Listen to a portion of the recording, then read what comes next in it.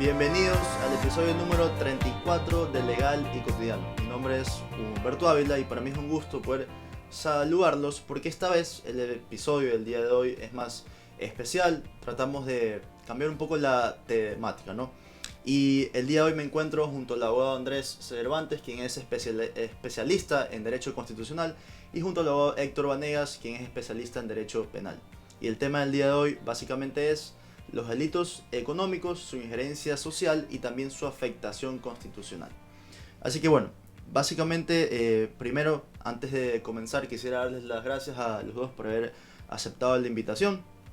Y bueno, pues una pequeña introducción a lo que conocemos como lo es los delitos económicos, toda aquella acción delictiva que afecte a la economía, ¿no? Tanto personal, patrimonial, como lo es incluso al mismo Estado.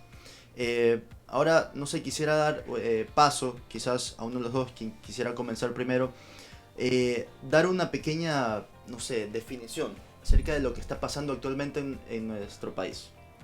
Bueno, Humberto, primero que nada, muchas gracias por la invitación. Para mí es un gusto volver a estar en tu programa. Mucho más si es con mi gran amigo Andrés Cervantes. Así que bueno, como siempre a las órdenes y lo que se pueda surtir en cuanto a las interrogantes que se planteen, cuenta con eso. La temática que propones es compleja, ¿no? ¿Cuál de todas las cosas que están pasando en el país? Claro. Es una temática complicada. Yo creo que esto genera bastante pena, bastante conmoción, porque nos damos cuenta que en el Ecuador la corrupción no es coyuntural, no es algo propio de la persona, es un tema que está en el sistema, es estructural. Y yo creo que si es que no cambiamos los paradigmas y si no cambiamos absolutamente todos los esquemas de cómo funciona la administración pública, puede venir el Papa Juan Pablo II o el Papa Francisco. Dentro de las instituciones es muy probable que se corrompa. Perfecto, Andrés, no sé a nivel constitucional, ¿cómo ves esto? De nuevo, Humberto, muchas gracias por la invitación. También es un gusto estar aquí por primera vez con mi amigo y colega Héctor Vanegas. Quizás como una reflexión inicial, estábamos comenzando a conversar tras bastidores sobre un profesor que se llama Jesús Silva Sánchez, que es un catedrático español que va a venir a Ecuador de visita para la maestría en Derecho Penal de la Universidad de Guayaquil, que nuestro colega Héctor Vanegas también participa allí como director y como profesor. Él tiene un libro muy interesante que se llama La expansión del derecho penal. Okay. Y creo que esa frase describe un poco el estado actual de la cuestión de los delitos económicos, pero particularmente de los delitos que afectan a la eficiente administración pública, ¿no?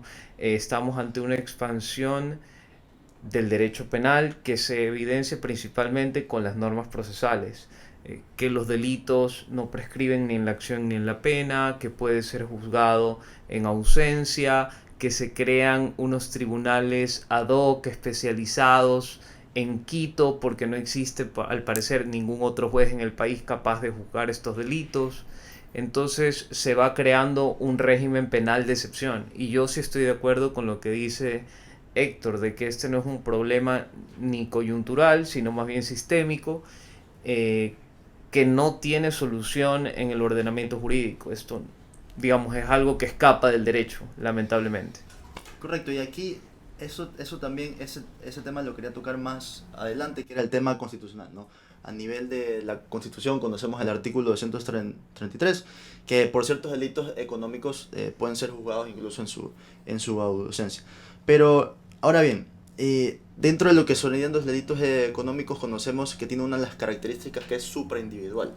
Es decir, no solamente afecta a una sola persona, sino incluso en colectivo. Correcto, en masa, por así decirlo. Ahora bien, si eso afecta de forma supraindividual, ¿qué comentarios podemos decir acerca de cómo es la injerencia cultural o social en estos delitos? Es decir, ¿se los está de forma negativa aceptando cada vez más? ¿Qué comentarios podríamos? Bueno, yo ahora justo a propósito de mi tesis doctoral, ¿no? Que estoy en esa etapa de que tengo que levantarme y madrugar a escribirla. Justo estaba abordando un capítulo que he planteado los lobbies que se generan alrededor del derecho penal. Y yo sostengo, y creo que mayor parte de la doctrina, sobre todo en Hispanoamérica, lo afirma, de que hoy en día estamos ante un fenómeno de derecho penal a la carta. Básicamente hay ciertos lobbies de conmoción, ciertos lobbies de interés, dígase lobby feminista, dígase lobby LGBTI, dígase lobby ambientalista, cuya exigencia va mucho más allá de las pretensiones anteriores, por decirlo de algún modo, y que buscan una presencia, un reconocimiento por parte del derecho penal. Claro, un reconocimiento que se aleja de la técnica jurídica, porque cuando usted pone a la carta de los diversos colectivos qué delitos les gustaría que se incorporen al Código Penal, Código Orgánico Integral Penal, lo que está haciendo en primer lugar es dando espacio a una flexibilización de garantías y en segundo lugar trastocando principios como la mínima intervención del derecho penal o como el propio principio de última ratio.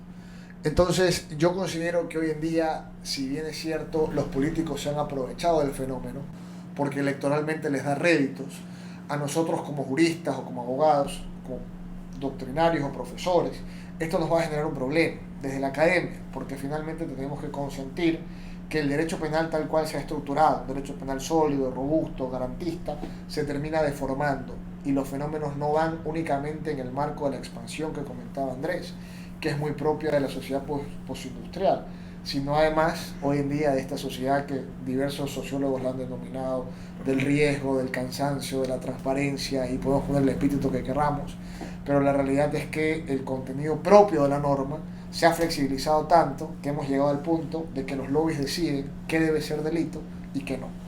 Ok, y aquí Andrés, un comentario acerca bueno, pues a nivel histórico hemos podido evidenciar un crecimiento o una evolución de la Corte Constitucional.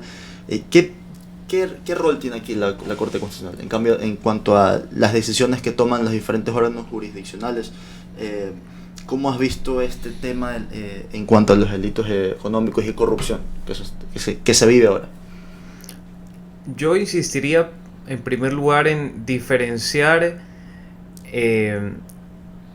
los tipos penales que protegen la eficiente administración pública de el resto de delitos económicos, ¿no? Correcto. Porque creo que se le ha puesto actualmente quizás un énfasis a lo primero, a luchar contra, digamos, delitos que afecten el patrimonio público. Tocando un poco lo que le habías preguntado a Héctor, hay una encuesta muy reciente que salió publicada en El Universo del Latino Barómetro, Okay. que habla sobre la percepción de corrupción por parte de la ciudadanía. Y estamos ya en un punto en el que fácilmente la mitad de los ecuatorianos perciben que no solo los políticos son corruptos, sino otras fuerzas del orden.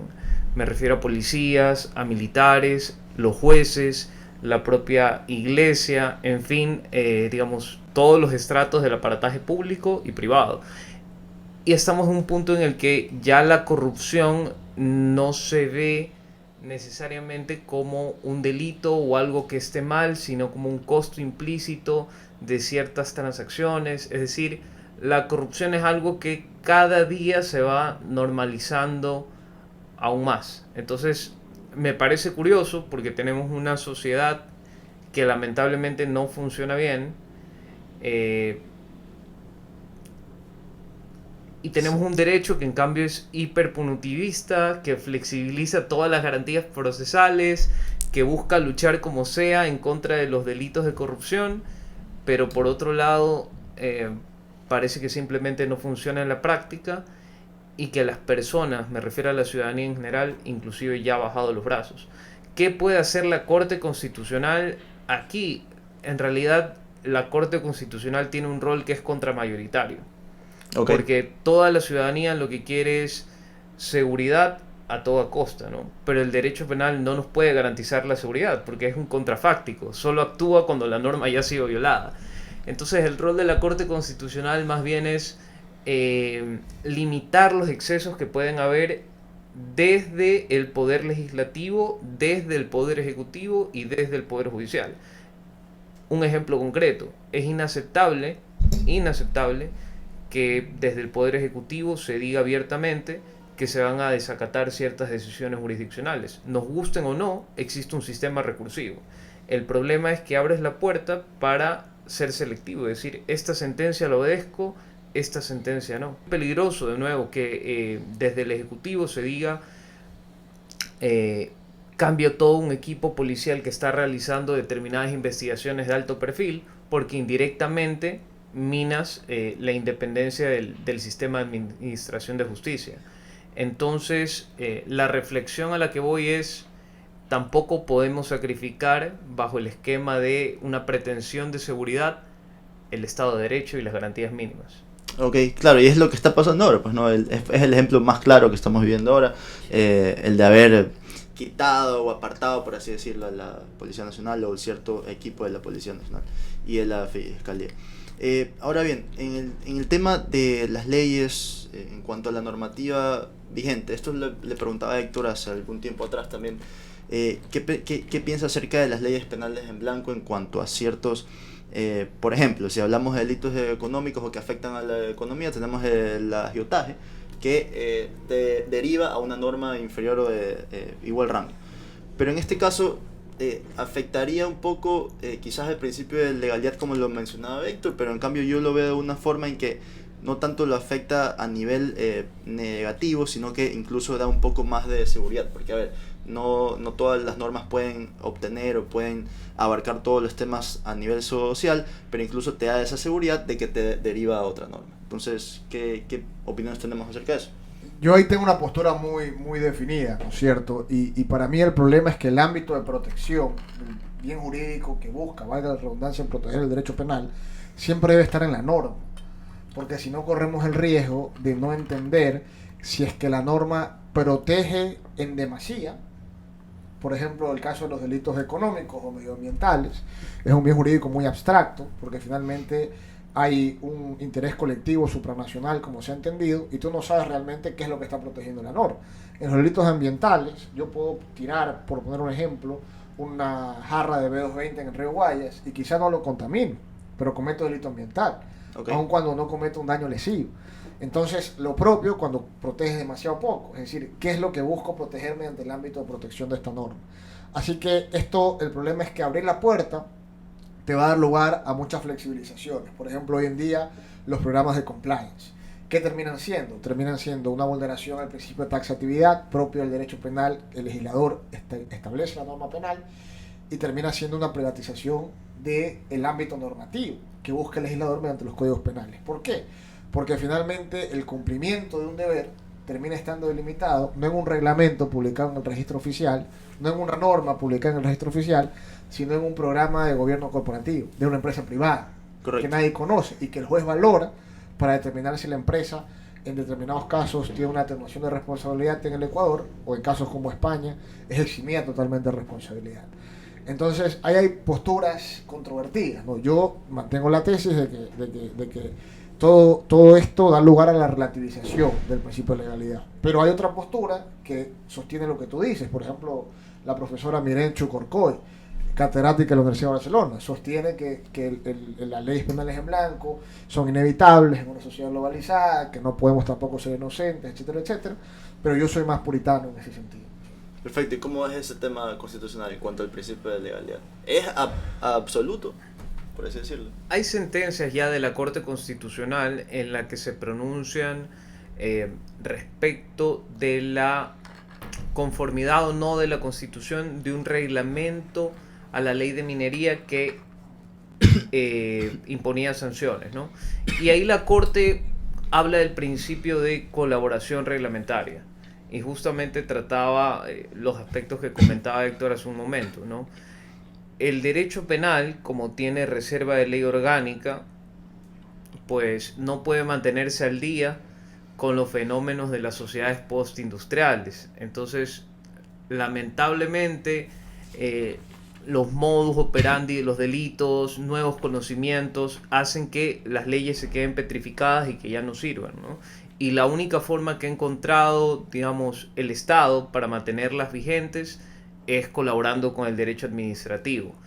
Entonces, lo que ha dicho la Corte Constitucional es, en la norma legal penal tienen que estar claramente delimitados los elementos rectores de la conducta prohibida que constituyen el tipo. Y ciertamente puede haber un ámbito de remisión a una norma que sea propia del derecho administrativo. Y ahí entramos al debate, ¿no? Porque se supone que el derecho penal tiene que ser conocido por el ciudadano a pie. Y lamentablemente las normas de derecho administrativo cambian por vía de decreto ejecutivo y la mayoría de ciudadanos no lo conocen, ¿no? Claramente, pero bueno, también estamos en el ámbito de delitos más complejos, ¿no? Delitos medioambientales, delitos bursátiles, o sea, son ámbitos en los que también el sujeto que puede llegar a cometer el delito tiene un conocimiento especializado sobre la normativa que está vigente en cada momento, ¿no? Digamos que queda abierta la discusión. La Corte Constitucional lo ha tratado para sanciones administrativas y ha dicho que sí es válido la colaboración reglamentaria con estos límites. No se ha tratado, que yo conozca, sentencias de Corte Constitucional en el ámbito penal, pero está, digamos, aceptado generalmente que las leyes penales en blanco no son per se inconstitucionales. Perfecto, y eso en cuanto al derecho penal económico. Sabemos que tiene dos vertientes, una estricta, una amplia, y en el caso de nuestro país tiene una vertiente amplia porque abarca toda afectación económica. Pero ahora bien, en este caso, ¿cómo vemos el tema de los delitos económicos en cuanto a lo que tú muy bien mencionabas, Andrés, en su momento acerca de la Constitución, el artículo 233, que las personas pueden ser juzgadas en específicamente 4 delitos que son cohecho, colusión, si no me equivoco, incluso lavado de activos. Entonces, al ser juzgados incluso en su ausencia, a nivel constitucional afecta, pero también a nivel penal procesal. ¿Cómo chocan estas dos normas? Cualquiera que podría... Pues yo también soy crítico con eso porque finalmente somos uno de los pocos países, yo no sé cuál otro. Por ejemplo, Argentina ha sido muy tajante en eso, el juzgamiento en ausencia, ¿no? Es un poco inconcebible. Y la CIDH sí se ha pronunciado, bueno, tú conoces más sobre esto, tajantemente en relación a que es factible pero en delitos de lesa humanidad, genocidio, terrorismo, etcétera. Pero yo creo que ha sido bastante leve, o por lo menos no ha querido mojarse enteramente en los delitos contra la administración pública, que básicamente son delitos contra la corrupción. En Ecuador es una lógica eficientista, en Ecuador es una lógica años 90, feriado bancario, políticos corruptos que huyeron. ¿Qué hubiese pasado si esos mismos políticos hubiesen podido ser juzgados? ¿Qué resultado hubiésemos obtenido? La respuesta estuvo casi 15 años después. Ya juzgamos a un expresidente en ausencia y el resultado materialmente es el mismo, es decir, ausencia, ¿no es cierto? Correcto. No ejecución material de la condena, si es que era el fin. Y eso lo que nos enseña es que ese es el problema de construir la norma en virtud de lo que quieren las mayorías o en virtud de lo que electoralmente o políticamente es correcto. Es decir, en Ecuador hemos creado delitos a raíz de consultas populares. Por ejemplo, el enriquecimiento privado no justificado fue una construcción de la consulta del 2010, donde literalmente le preguntaste al pueblo, que no tiene idea, digamos, sin ser despectivo, pero de dosimetría penal, etcétera, ¿le parece que esto debe ser delito? Sí me parece. Entonces, claro, somos un caso bastante de manual, y esto yo lo he observado un poco. Y considero que, insisto, ¿no? Finalmente, si es que la finalidad del proceso, y esto es un error, la finalidad del proceso es la justicia per se, entendida en un ámbito eficientista, es decir, el resultado, entonces eso se justificaría. Pero esa no es la finalidad del proceso. Correcto. Porque finalmente en un modelo garantista, de corte acusatorio, no inquisitivo, la finalidad no puede ser quiero la verdad material o quiero la justicia, el ojo por ojo, diente por diente. Eso deslegitima el propio proceso. Entonces, a raíz de esto se genera un vacío. Y finalmente, la crisis del derecho penal en general y del ecuatoriano en particular es una crisis de legitimidad. ¿Qué legitima a que el derecho penal ecuatoriano pueda imponer una condena a una persona que no está presente en su proceso? Que no está presente materialmente. ¿Me explico? Entonces genera una contradicción. Desde mi punto de vista no resuelta. Sería interesantísimo que se observe que si es que consentimos en que es lo correcto, claro, constitucionalmente parece bastante claro y la CDH o la jurisprudencia supranacional no se ha pronunciado a profundidad, me parece que el Tribunal Europeo sí lo ha hecho, pero tendríamos que resolver finalmente si es que porque está en la Constitución atenta o no contra una resolución supranacional o si simplemente es correcto y no tenemos que mojarnos y justificar en base a la eficiencia. Claro, y aquí, Andrés, ¿qué nos podrías decir en cuanto a nivel constitucional?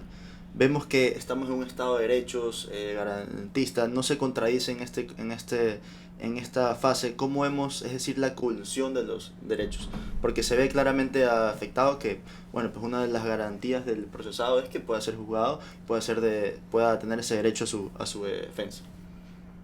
Es interesante porque, como mencionaba Héctor, si tú revisas el Estatuto de Roma de la Corte Penal Internacional del año 1998, ahí sí ves una flexibilización histórica de las garantías procesales que viene desde la Segunda Guerra Mundial, ya con los tribunales de Nuremberg y de Tokio. Y ahí se van asentando esas reglas que son: no prescribe ni la acción ni la pena, jurisdicción universal, también está la cuestión del juzgamiento en ausencia. Entonces, para mí es claramente una muestra de una especie de derecho penal del enemigo. Okay. Tienes que hacer lo que sea y como sea para condenar al que se dice corrupto. Y esto conviene, o implica también que se vayan disminuyendo las garantías procesales. Hay que leer la ley que se acaba de publicar, que permite inclusive a la Fiscalía realizar ciertas intromisiones sin orden judicial e interceptar llamadas. Es bastante curioso. Entonces, mi percepción general es que estamos yendo hacia una expansión y una flexibilización en contra claramente del derecho a la defensa. Porque creo que cualquier persona que haya ejercido antes la profesión sabe que para poder preparar una buena defensa como abogado, lo primero que tienes que hacer es conversar con tu cliente. Correcto. Y tienes que hacerlo en persona. Entonces, lógicamente, una persona que no está presente en juicio no puede llevar a cabo una defensa en condiciones. Y quizás eso es lo que explica esa regla de cientos de años que dice que no puede haber audiencia de juicio sin que esté presente la persona procesada. ¿Qué es lo que se ve ahora hoy en día, ¿no? Procesalmente? Y Sí, tenemos 20 años. En la Constitución del 98 ya se contemplaba el juzgamiento en ausencia en delitos de corrupción. Y finalmente nadie nos ha dicho por qué, ¿no? ¿Cuál es la legitimación? Política, entiendo, creo. Jurídica, no tengo idea. Es decir, no hay una legitimación y nadie se ha pronunciado realmente si esto procede o no. claro, Y es que además se presta para sainetes políticos de lo más bajo, ¿no? claro. Porque el poder es cíclico. Entonces seguimos en un círculo que no nos permite avanzar como república, ¿no? Sales del poder, te inicio un proceso por peculado, te mando a cambiar fuera del país. Vuelvo ahora yo al poder y volvemos con lo mismo. Un cohecho, una obstrucción de justicia, un tráfico de influencias, un peculado. Y de nuevo, te saco del país. Y vamos jugando este juego bastante torpe que solo termina perjudicando a la ciudadanía. ¿Quién se va del país más rápido? Yo creo que esa es la explicación desde el punto de vista político del asunto. Poder eliminar al adversario. Ok, y aquí, ¿qué tal correcta encuentran esta apreciación de que el derecho, por lo menos a nivel procesal e incluso a nivel doctrinario en nuestro país, está degenerando cada vez más, por así decirlo? Podríamos decir... Sí, es decir, la práctica legislativa, ¿no? Más que el derecho, déjalo aparte, ¿no? Okay, no dejemos que se mezcle y que se contamine. Lo que hacen con las normas, sí. Lo que se hace a nivel legislativo, sí. O los fines que se le busca dar a la norma o a la ciencia jurídica, sí, por supuesto que está contaminada, está trastornada y tiene muchos otros conflictos. Pero finalmente, por ejemplo, desde la academia, ¿qué haces? Haces una crítica y das una eventual propuesta de solución, que la mayoría de veces no es acatada ni escuchada, porque finalmente el ordenamiento jurídico sigue teniendo una ideología que sigue buscando una conveniencia, lamentablemente electoral. Entonces, me retracto, es decir, va más allá de una simple ideología, sino que va más por una conveniencia electoral. Y eso hace que finalmente se generen problemas en la práctica, y que se generen problemas desde la interpretación, y que se generen problemas en la aplicación. Claro, y aquí a nivel constitucional también quería saber la postura de Andrés y tu postura, Héctor, en cuanto a la Corte Constitucional, ¿no? La Corte Constitucional se ha visto, se ha evidenciado ahora su evolución y que incluso tiene cierto poder y he escuchado a varios doctrinarios, incluso a un compañero que incluso sacó un nuevo libro que es La Corte Constitucional como Estado Soberano. Es decir, se está viendo esta soberanía de la Corte Constitucional actualmente porque puede tomar ciertas decisiones o incluso deslegitimar ciertas decisiones, incluso hasta del mismo presidente. ¿Cómo vemos eso ahí, en esa parte? Bueno, no es una discusión absoluto nueva. Desde el momento en que surge la idea del control de constitucionalidad, quizás con uno de los casos más conocidos que es Marbury versus Madison en 1803, eh, en la Corte Suprema de los Estados Unidos. La Corte Suprema de los Estados Unidos era el equivalente a la Corte Nacional de Justicia. No tenía la facultad de hacer control de constitucionalidad y se lo arrogó. Entonces, todos los cuerpos políticos, todas las funciones del Estado surgieron con este reclamo, ¿no? ¿Cómo puede haber una autoridad que pueda minar la voluntad del presidente o la voluntad del legislativo, que sí tienen un respaldo democrático, que sí fueron electos en urnas, cuando la Constitución tiene un texto tan vago, tan ambiguo, ¿no? Que puede ser interpretado de distintos modos? ¿Por qué estas personas que no fueron electas por el pueblo pueden anular la voluntad de la mayoría? Yo te diría, eso es un problema que no tiene solución. Es el costo de vivir en un estado constitucional de derecho, ¿no? Admitir que, por un lado, la Constitución, y eso es bueno también, y que los derechos fundamentales de una persona constituyen un límite para lo que quieran todos los demás. Pero un costo implícito de tener esto tan robusto es que también pueden haber serias discrepancias, inclusive de los propios juristas, sobre algunas interpretaciones controversiales de la Corte Constitucional. Pero es un problema que definitivamente no tiene solución. Perfecto, y acá, ¿cómo ves que quizás la Corte Constitucional también ya se está metiendo en un ámbito político? Ya más no... Yo creo que parte de la misma discusión que va a ser eterna, ¿no? En Ecuador todo se busca politizar. A mí lo que ha venido pasando en los últimos años en la Corte Constitucional me parece interesante. Creo que dentro de todo, si ponemos un balance, han sacado la cara de forma positiva. Y creo que han dejado por sentadas ciertas resoluciones que han generado discusión jurídica, lo cual en Ecuador era escaso, y eso es importante. Y que segundo, han solucionado problemas que en la práctica eran un dolor de cabeza, ¿no? Por ejemplo, vía Corte Constitucional, se declaró inconstitucional esta resolución de la Corte Nacional que decía que la suspensión condicional no cabe ante la sentencia de procedimiento abreviado. Ese no es el espíritu del legislador, nunca lo fue. Pero a la Corte le parecía mal, nacional, porque aquí hay también esa contraprestación, Corte Nacional punitivista, Corte Constitucional garantista, le pareció mal que una persona que se eche la culpa no vaya a la cárcel. Entonces significa decir que el fin del derecho penal es la cárcel. Es decir, regresemos a la cacería de brujas, ¿no? Que finalmente fue lo que se contrarrestó con el derecho penal liberal, etcétera.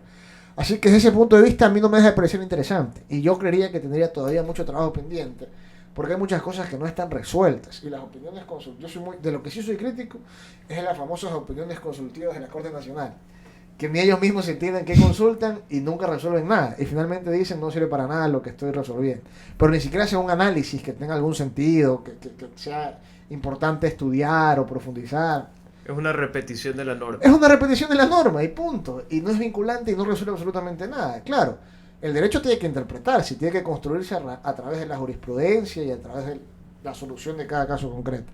Así que desde ese punto de vista me parece interesante. Esperemos que siempre se aleje el órgano de lo político y se mantenga dentro de lo técnico. Y en esta parte, ¿crees que, Andrés, como bien dices, que está repetitiva a nivel normativo, digamos, los comentarios de la Corte Constitucional, creerías que haría falta un poco de que la Corte Constitucional quizás está sobreentendiendo ciertas cosas en cuanto a doctrinariamente, quizás ciertas sentencias están repitiendo cosas que no hacía falta que la Corte Constitucional ya las diga? Lamentablemente en este país es necesario que las cosas se digan muchas veces para que calen hondo, ¿no?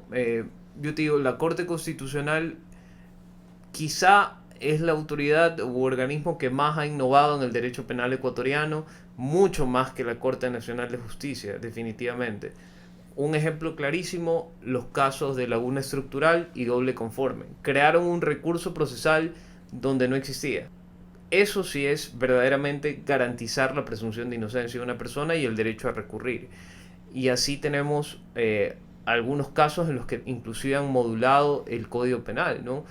Quizás el más conocido, la cuestión del aborto por violación, pero también hay delitos que también han sido objeto de sentencias de modulación, como el contrabando aduanero, entre otros. La receptación. Han definido un poco el estándar de prueba que debe haber en los juicios penales. Me parece a mí que la labor de la Corte Constitucional en lo atinente al derecho penal es muy positiva, sin tampoco dejar de mencionar las sentencias sobre los parámetros de motivación jurídica. Es decir, son herramientas que de verdad le sirven en el día a día a los abogados y, más importante, a los ciudadanos que están siendo defendidos por los abogados. Yo te diría, la Corte Constitucional tiene un haz de competencias extremadamente extenso. Okay. Y tiene competencias que claramente tienen incidencia política. Por ejemplo, calificar la procedencia de un juicio político o de un enjuiciamiento penal. Es decir,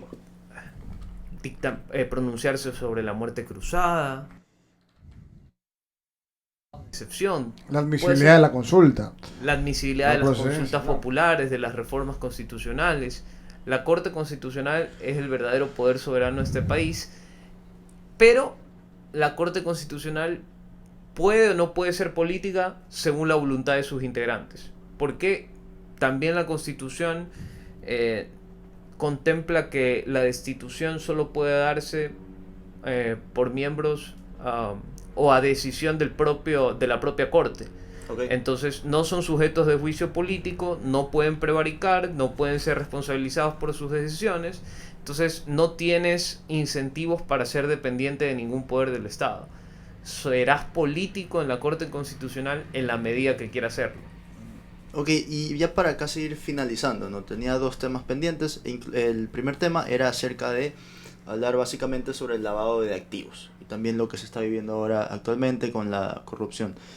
Entendemos que el lavado de activos en el artículo 317 de nuestro Código Orgánico Integral Penal maneja bastantes verbos rectores, que incluso antes se lo consideraba simplemente como una subconsecuencia o una consecuencia directa, ¿no? del narcotráfico. Pero ahora se genera básicamente en esta vertiente amplia, como bien lo mencionaba hace un momento, que ahora cualquier delito que genere ganancias delictivas, ¿no? Entonces, a nivel normativo, primero quería saber, Héctor, y luego pasaría con Andrés, ¿cómo vemos si es que en realidad es, no diría que insuficiente, pero quizás se podrían crear, o lo que trata el Código Orgánico Integral Penal es que se junten varias acciones a un solo delito para que no hayan problemas luego en tratar de recusar o de proponer otra denuncia? Claro, lo que pasa es que mientras más abiertos sean los verbos rectores, más fácil va a ser la posibilidad de imputación. Y si es que el lavado de activos lo que persigue es capital ilícito proveniente de actividades delictivas, con un antecedente, la actividad de narcotráfico, el origen de delictivo, obviamente a nivel legislativo es conveniente que los caudales de imputación sean amplios, para que en la práctica procesar el delito sea mucho más factible. Al menos esa sería la expectativa. En la práctica no ocurre así. Si tú te pones a ver, hay creo que 3 o 4 fiscalías de lavado de activos en todo el país y al año debe haber una sentencia, como mucho, si es que hay, sobre lavado de activos. Y casos procesados debe haber máximo 20. Okay. Es decir, los índices de persecución del delito, objetivamente hablando, son bajísimos, terriblemente bajos. Y finalmente, ¿qué es lo que has hecho? ¿No? ¿Qué es lo que has hecho? Pues amplías el umbral. En España hay una discusión importante, sobre todo ahora que decías, no solo de narcotráfico, sino de cualquier dinero de origen ilícito. Y en España hay una discusión que a mí me pareció interesante y me parecía esto no tiene sentido. Por ejemplo, tú este año con la norma del presidente, con las leyes del presidente actual, tienes que pagar impuesto a la renta tanto. Pero resuelves no pagar. ¿Qué delito cometes? En teoría la defraudación tributaria. Pero ese dinero que no pagas pasa a ser ilícito. Entonces cometes también lavado de activos. Claro. Entonces, claro, eso ya sería un umbral demasiado amplio de imputación. En España se está discutiendo, pero hace algunos años, hace 6, 7 años. Y hay posturas que definen que esto sí es lavado de activos y otras que no, porque el origen de ese dinero es lícito, es producto de tu trabajo. Okay. Claro, que luego se haya tornado en ilícito al criterio de ciertos doctrinarios, porque no lo pagaste a rentas, es parte de la discusión, ¿no es cierto? Pero básicamente responde tu pregunta, ¿hasta qué punto llegamos al umbral de intromisión del derecho penal en la vida o la esfera del ciudadano? Y que se vuelve incluso un poco más difícil de probarlo, porque no todas las acciones las puedes probar. Bueno, claro, aparte probatoriamente genera una complicación. Pero que se generaría un cierto concurso de infracciones, por así decirlo. Es que finalmente en el delito de lavado de activos siempre tienes que probar el delito previo, ¿no es cierto? Que tiene que justificar la ilicitud de ese patrimonio, o de ese caudal, o de ese dinero en general. Y eso es la complejidad. El delito de lavado de activos, a pesar de lo flexible que se lo hace a nivel normativo, sigue teniendo una complejidad probatoria. Ok. Y ahora en este caso, Andrés, ¿cómo vemos a nivel constitucional? ¿Creerías que todo lo que está pasando a nivel cultural, coyuntural, político, en cuanto a las normas de delitos económicos y el COIP, crees que esto va a causar un precedente a la Corte Constitucional para quizás dar un comentario o generar cierto precedente de delitos? Te diría que no le corresponde a la Corte Constitucional. Te diría, hilando con lo que dijo Héctor, que ahora el derecho penal ecuatoriano es one size fits all. ¿Por qué? Porque si no te puedo coger por lavado de activos, porque no puedo probar el delito base, entonces voy por enriquecimiento privado injustificado. Y si no, entonces voy por delincuencia organizada o por asociación ilícita. Defraudación tributaria incluso. Por defraudación tributaria. Pero me quiero centrar especialmente en estos dos delitos. Asociación ilícita y delincuencia organizada. ¿Por qué? Porque también son tipos penales que se prestan para tratar de criminalizar cualquier cosa cuando la fiscalía no tiene suficientes elementos para probar el delito base, ¿no? Y es lo mismo que pasa con el delito de lavado de activos. Si no puedo por lavado de activos, me voy por enriquecimiento privado injustificado. Y eso es una muestra de la expansión del derecho penal. Y la solución no está en seguir expandiéndolo, ¿no? Hay que pensar en otras cosas además del derecho penal, como las políticas públicas. Entonces, ¿cuál es el problema que estamos evidenciando ahora? Que tenemos pocas empresas públicas que generan mucho rédito, que tienen mucho presupuesto, y el problema es siempre que es la repartición de contratos con sobreprecios a buenos amigos. Entonces quizás hay otros modelos como el de presupuesto cero. En lugar de asignarle a una entidad un determinado presupuesto para que haga contrataciones, y siendo que la eficiencia se mide por quién se gasta todo el presupuesto, quizás vamos a la inversa. Tengamos un presupuesto cero, justifica la necesidad del proyecto, justifica el costo del proyecto y asigna recursos. O sea, es cuestión de pensar en diferentes alternativas, pero más allá del derecho penal, porque claramente no funciona. O sea, los delitos de corrupción están pensados principalmente para funcionarios, pero ya hemos llegado a un estado paralelo en el que las verdaderas decisiones no las toman los funcionarios, sino otras personas que están siempre tras bambalinas. Correcto, y eso es lo que mencionábamos, Héctor, hace unos capítulos antes, que la ley está, la normativa está, y que mucha gente piensa y exigía leyes más punitivas, con más castigos, pero la ley está. Lo que está fallando, sí, lo que está fallando es la ejecución de estas normas y todo el proceso investigativo. Ya para finalizar, quisiera dos comentarios, un comentario de cada uno en cuanto a qué le podríamos decir a la sociedad, a la comunidad, incluso más específicamente a la comunidad joven que quizás se encuentra estudiando Derecho, Política, o que quiere inmersionar o incurrir en este mundo de las investigaciones sobre qué es lo que está pasando con nuestra política y si no nos tenemos que dejar llevar por incluso casi todos los medios de comunicación y todo este actuar electivo. Bueno, lo principal yo creería es forjar un pensamiento crítico, no dar nada por sentado, porque esa es la base del problema. Yo creo que mientras más crítica sea la sociedad, más factibles o más aplicables o más puras van a ser nuestras normas y nuestras leyes, y por lo tanto nuestros operadores de justicia y nuestros operadores en la asamblea legislativa, es decir, nuestros asambleístas, nuestros legisladores. Dependerá mucho de la exigencia ciudadana, porque si nosotros damos por sentado todo lo que nos dicen, y si nos ponemos a analizar realmente todo lo que nos dicen, nos vamos a dar cuenta que nos dicen muchas estupideces. Entonces vamos a empezar a aterrizar, a criticar y a exigir que ya no nos doren la píldora, como se dice morochamente, Claro. y por el contrario, vamos a exigir un contenido de calidad, vamos a exigir una norma de calidad y vamos a exigir una legislación de calidad. Y por lo tanto, eso va a engrandecer la práctica de esta ciencia del derecho, que yo te decía siempre, todo esto trata de manejarlo aparte de la ciencia jurídica, porque esa no se mancha de ningún modo. Claro. Esa sigue siendo pura y tenemos que rescatarla para poder aplicarla y para poder cumplir la expectativa que nos motivó en algún momento a estudiar derecho. Perfecto. Andrés, ¿algún comentario acerca de esto? En ese mismo sentido, ¿no? A no perder la fe en el derecho, porque el día en el que uno baja los brazos y se rinde definitivamente y dice vivimos en la anomia, ese día simplemente debes dejar de ser abogado. Hay que tener ese coraje de levantarse día tras día y no dejarse vencer y tratar de solucionar los problemas. Perfecto, creo que con eso hemos podido abarcar básicamente de una forma clara y concisa lo que estamos viviendo actualmente, que es algo incluso insólito o algo sorprendente para la afectación de lo que sería el derecho, hablando territorialmente en nuestro país. No quiero manchar al derecho en cuanto a generalmente. Bueno, pues les doy gracias a los dos nuevamente por haber aceptado esta invitación. Es un gusto haberlos tenido en el canal y esperamos que podamos conversar en algún otro Gracias capítulo, a ti, ¿no? encantado. Gracias por la invitación. Perfecto. Un gusto siempre. Nos vemos y bueno, pues no se olviden que el capítulo va a estar publicado tanto en YouTube, en Spotify, en Apple Podcast.